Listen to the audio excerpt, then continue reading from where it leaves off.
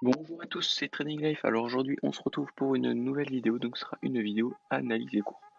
La série, le but de la série, c'est donc d'analyser les trades de la semaine, et de vous donner des opportunités ou des scénarios pour vous aider dans votre trading, tout simplement.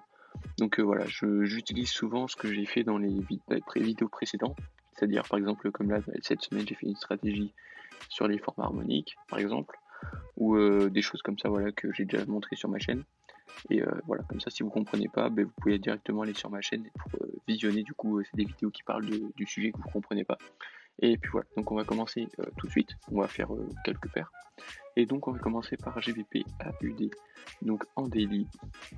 Et voilà, donc en préparant la vidéo, j'ai regardé un petit peu des paires intéressantes forcément, parce que je vais pas vous donner des opportunités ou des scénarios, enfin où il y en a pas. Donc voilà, j'ai vu qu'il y avait quelque chose à faire ici, donc je vais le faire avec vous en vidéo. Et donc, on va commencer tout de suite. Donc, GBP AUD en daily. Donc, grosse impulsion baissière ici. Ça commençait à faire une tasse à café un peu, une tourne, ça reprend la hausse ici. Donc, j'ai mis un Fibonacci à partir de là, jusqu'ici. Hop. Et là, on est sur les 50% déjà. 50%. Ensuite, on est ici sur un niveau plus ou moins important. Enfin, il y a une résistance au moins. Et ici, un support. Donc, c'est bien. C'est un bon niveau. Et ensuite, vous voyez, en revenant dans l'ancien temps, voilà, en revenant en arrière, regardez ce qui se passe. Il y a des rebonds sur ces niveaux-là. Voilà. Donc, c'est un niveau important du coup. C'est sur les 50% Fibonacci. En regardant le RSI, donc entre ici et ici, vous voyez que c'est une divergence baissière. Regardez, ici et ici, c'est une baisse. Hop, je vais vous la tracer. Hop, une baisse. Et que ici, ça monte clairement quoi. Voilà. Donc on peut s'attendre à un mouvement baissier par la suite. Jusqu'à où? Bonne question pour l'instant. Mais voilà, on peut s'attendre à un retournement. Ensuite, si par exemple on fait avec les formes harmoniques, donc là on est en daily, ça c'est une impulsion, une correction, et donc il faudrait dans tous les cas une impulsion. Avec les vagues d'Elliott, ça fait 1, 2, 3, 4, 5. Voilà déjà. Ensuite, si on dézoome, on peut voir qu'on est dans un triangle, donc ici et ici, donc j'ai tracé ça. On va trouver les zones de prix, etc. Parce que là, je vais regardez ça. Intéressant tout ça. Ouais, ça touche ici, ici, ici et ici. Voilà. Donc on va zoomer. Voilà. Les niveaux de prix. Donc là, on va prendre le profil de volume à gamme fixe. On met ça au début, on met ça à la fin. Et voilà, vous avez le niveau important du triangle, où le prix tourne souvent. Donc la preuve, regardez, il a rebondi plusieurs fois. Là, un coup, il est parti haut, il est revenu retest ce niveau-là. Il est descendu un peu plus bas, etc. Mais vous voyez, il est toujours attiré par ce cours, par ce niveau-là. Donc nous avons ça. On va aller en 4 heures. Hop, est-ce que là aussi il y a une divergence? Bah, de toute façon, oui, c'est plutôt plat et là c'est haussier, donc voilà. Là c'est la clôture journalière, ça a bien réagi sur les 50%. Si on va plus loin par exemple, bah, c'est celui-là ici. Ouais, vous voyez ici par exemple c'est plutôt plat, alors que là c'est en hausse. Donc on peut s'attendre à un gros retournement. Comme là ici c'est un niveau plus ou moins important, on peut s'attendre à un retournement aussi. Le RSI a une divergence. Le MACD, lui, est en haut et commence à piquer vers le bas. Voilà, et donc on va aller en plus petit time frame pour voir ce qui se passe. Ok. Alors ça peut-être faire une épaule, tête, épaule, si du coup le cours il va pas plus haut qu'ici. Vous voyez ici la divergence, regardez ça. Ici c'est en baisse. Voilà, ici. On regarde ici à ici, le prix a fait un plus haut. Alors qu'ici le plus haut est plus bas. Ici plus haut, plus haut. Donc divergence, donc ce mouvement là il est lié avec la divergence du RSI qui est ici. Ici nous avons une consolidation, donc on va compter les vagues d'Elliott à partir d'ici. 1, 2, 3, 4, 5 peut-être. Non, il y a peut-être un quatrième et cinquième après ici. Avec la consolidation en haut, mais dans tous les cas ça fait 3 niveaux. Un niveau, 2 niveaux, celui d'avant là, celui des départ c'est un niveau, 2 niveaux et 3 niveaux. Donc c'est cool, ça nous donne pas mal de choses en notre faveur. Le MACD, voilà, il pique vers le bas, il est au-dessus, donc c'est bon signe.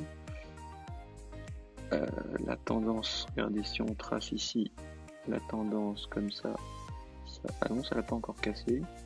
Si on va ici, bon forcément. Ouais.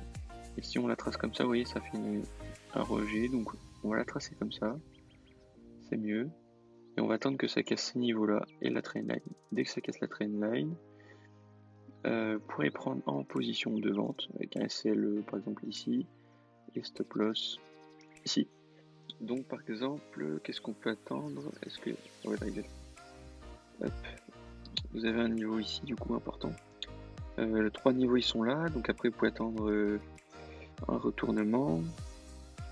Du coup voilà, jusqu'à ici par exemple après vous voyez, ça c'est une analyse, enfin une prise de position 1 heure, mais oui, vous pouvez même le mettre jusqu'ici. Si ça se passe bien et augmente un peu les selles. Mais bon, il faut voir là où vous voulez prendre une position. Donc en daily, bah, autant attendre une clôture daily bien rouge pour prendre en position. Voilà, jusqu'à là, voilà, il y a beaucoup de chances que ça aille jusqu'ici. Et puis voilà. Donc on va passer sur une autre paire. Et si jamais ça passe par-dessus et que ça fait un retest ici, bah visez les 82% déjà. Et du coup le haut de la trendline. Ok, donc on se retrouve sur EuroGBP en daily. Alors ça c'était une analyse que j'ai faite, je sais plus quelle vidéo, mais j'avais mis donc soit achat soit vente, et donc voilà ce qui s'est passé, c'est ça fait un mouvement haussier. Ok, donc ça nous a fait, on va compter ça nous a fait une impulsion correction, une impulsion correction et une impulsion qui manque encore, mais entre temps nous sommes dans un range. Ici, order block H4, donc les blocs de contrat, allez voir ma vidéo si vous voulez savoir comment les utiliser. C'est très utile, la preuve, regardez, c'est grâce à ça que j'ai trouvé mon support et qui m'a permis de gagner ce trade. Voilà. On va aller en 4 heures, parce que là, c'est intéressant ce qui se passe. Vous voyez ce qui se passe. Hop. Ici, c'était l'order block de contrat, ça a fait un faux mouvement en dessous, ça n'a pas fait un beau rejet. Là c'était la vente, si ça passait dessous, vous voyez, ça fait un faux mouvement, je crois que je vous l'avais dit dans la vidéo, je sais plus laquelle, mais voilà, si vous l'avez vu, bah tant mieux. Donc ça nous sert à rien. Hop. Donc du coup, vous voyez, ça s'est retourné pile au niveau du TP ici. Bon, après ça l'a complètement transpercé, mais je sais plus pourquoi exactement je l'avais mis ici, mais bon bah il a été touché, nickel. Donc il est sorti, ça a bien rebondi sur le support en bas, et du coup c'est sorti du canal baissier ici. Ça a cassé pour l'instant ce support résistance au niveau de prix. Donc pour l'instant, regardez, RSI sur achat, ça c'est sorti. Le MACD c'est sorti d'histogramme, donc c'est-à-dire on peut s'attendre à un retournement. Un retournement, donc par exemple juste sur ce niveau-là. Pourquoi celui-là? Parce que, hop, en daily, vous êtes en bas du range, ça a rebondi, ça a bien réagi. Et ici, c'était, vous voyez, c'est là où il y a eu le premier retournement, donc c'est un niveau important. Et c'est passé par-dessus. Voilà, le RSI il est au milieu, le MACD pointe vers le haut, il n'est pas encore monté en haut, donc ça veut dire que s'il transperce l'histogramme, le prix va encore continuer de monter. Et donc ça nous a fait en fait un range, voilà, une zone de support, de résistance. Donc ici nous avons un range, et dans ce range, voilà, le niveau de prix ici, et donc ça l'a cassé en bas. Et donc grâce à ça, on peut tout penser un potentiel achat jusqu'ici. Donc sur du petit time frame, attendez un retour sur ce niveau-là, et sur du plus gros time frame, là vous pouvez très bien acheter avec un SL en dessous de ce niveau-là, avec un TP ici. Mais sur du plus petit time frame du coup, voilà ce que vous pouvez regarder. Regardez la divergence, regardez ça commence ici. Regardez le niveau de la bougie qui est ici, et regardez le prix du RSI ici, le RSI et le prix. Donc là ça fait osciller comme ça, et ici ça fait baissier. Donc là on peut s'attendre à un retournement, le MACD il a piqué vers le bas à partir d'ici, et pourtant ça a rangé, donc ça peut péter à tout moment, donc jusqu'à ces niveaux là, voilà, ou celui-là, en plus celui-là. Après voilà, faut voir les niveaux que ça casse, etc. pour viser plus loin. Donc, toujours la divergence en M30, la moyenne mobile 200, il pointe vers le haut. Voilà, donc EuroGBP, vous voyez, il y a un signal d'achat, donc on va le déplacer attendez un retournement sur ce niveau-là. Hop, le SL en dessous de la moyenne mobile. Après, ça peut très bien venir toucher ces niveaux-là. Donc, on va mettre ça ici. On va mettre ça en daily. Et on va viser le haut du range. Voilà. Donc là, le stop loss, vous pouvez le mettre loin. En fait, le stop loss, mettez-le toujours là. Non, le TP, mettez toujours là où il y a le stop loss des gens, vendeurs. Ici, vous voyez, il y en a qui ont vendu. Le prix, s'il remonte, il va les toucher ces plus haut là. Pour que ceux qui sont encore en position de vente ici, qui visent du long terme, vu qu'on a dit il manquait une vague d'élite par exemple, bon, c'est pas que par ça bien, c'est pas que par rapport à ça bien sûr, bien évidemment c'est clair, mais ceux qui sont toujours en vente, et ben ça peut très bien venir toucher là. Après ça peut très bien continuer à la hausse et puis repartir à la hausse, voilà, retournement. Mais voilà, les stop loss des gens ils sont toujours un peu au-dessus et en fait ceux qui traitent long terme, et ben ils vont chercher les stop loss des gens au fur et à mesure d'un moment en fait, toujours au bout d'un moment. En attendant un jour, 2 jours, 1 minute, 2 minutes, 5 ans, ben vous reviendrez toujours à un niveau où il y a des stop loss. Tout ça juste pour les piquer. Voilà. Bref, fin de la parenthèse. Et donc ici vous pouvez voir une opportunité d'achat. À partir de là, en attendant le retour du coup, hop, sur ce niveau-là. Là, je suis en 15 minutes. Donc entre 85,54 et 85,40. Voilà. Qu'est-ce que j'avais raconté comme bêtise ici? C'est à partir de ces niveaux-là. Ok, donc ouais, en daily, c'est repassé par-dessus la trendline, ça nous fait une impulsion. C'est passé par-dessus ces plus haut là, mais pas celui-là, donc ça n'a pas cassé encore ça. Vous voyez, ça a bien réagi dessus, donc c'est pas la peine de prendre à l'achat pour l'instant, vaut mieux attendre. Justement que ça vienne vers ces niveaux-là. Je vais expliquer dans la vidéo que ça réagit bien sur les croisements de trendline comme ceci. Vous voyez ici, croisement, croisement, support, paf. Voilà, avec un petit faux mouvement et puis c'est tout. Voilà. L'or fondamentalement, logiquement, il est censé augmenter. Voilà, il y a des pays qui commencent à acheter de l'or, comme là aussi, je crois. Donc je sais pas si c'est sûr à 100%, mais apparemment ils auraient acheté de l'or, donc des grosses quantités d'or forcément, des tonnes. Donc ça veut dire ce que ça veut dire. Si il achète de l'or, ça veut dire que le dollar il baisse. Et si ils achètent de l'or, ça veut dire que c'est une valeur refuge. Et donc le dollar, etc., toutes les valeurs perdent de la valeur. Et donc qu'il va y avoir sûrement une crise économique. Si.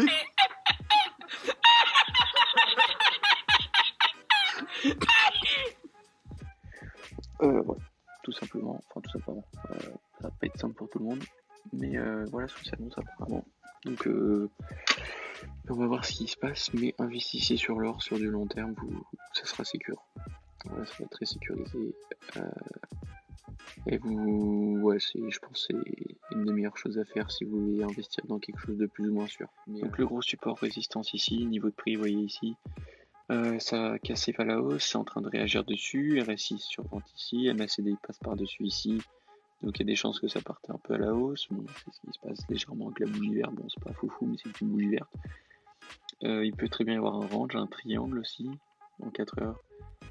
Ouais, voilà, ça fait un peu un triangle, vous voyez, comme ça, la cassure. Ça va sûrement casser à la baisse, faire un faux mouvement, et après vous achetez la cassure. Voilà, ça va sûrement faire un faux mouvement. Et puis voilà. Après, ça peut très bien faire un retournement parce que vous voyez, c'est un niveau de support résistance ici.